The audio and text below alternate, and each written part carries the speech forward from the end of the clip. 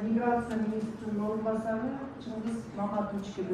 целях реализации стратегии по достижению гендерного равенства до 2030 года в Бишкеке состоялись итоговые консультации по обсуждению проекта национального плана действий с участием представителей госорганов, местного самоуправления, гражданского общества, международных организаций и экспертов в области гендерной политики. Продвижение гендерного равенства – вопрос не только справедливости, но и критически важный элемент устойчивого развития нашей страны. Внедрение инклюзивных политик и равного доступа к возможностям для всех граждан должно оставаться приоритетом на государственном уровне, отмечает курирующий вопрос в Министерстве труда, социального обеспечения и миграции. Новый национальный план действий станет стратегическим ориентиром в реализации мер по достижению гендерного равенства в стране.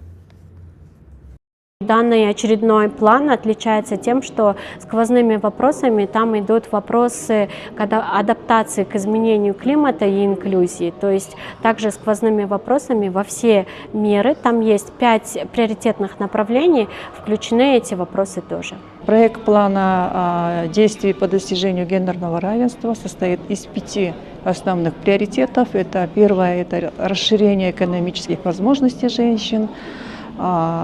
Культурное обучение – это именно борьба со стереотипами на местах. И третье – борьба с насилием. Четвертое – участие женщин в политических должностях. И пятое – это регуляторная политика. Сейчас у нас обсуждение. По итогам обсуждения документ мы направим на согласование.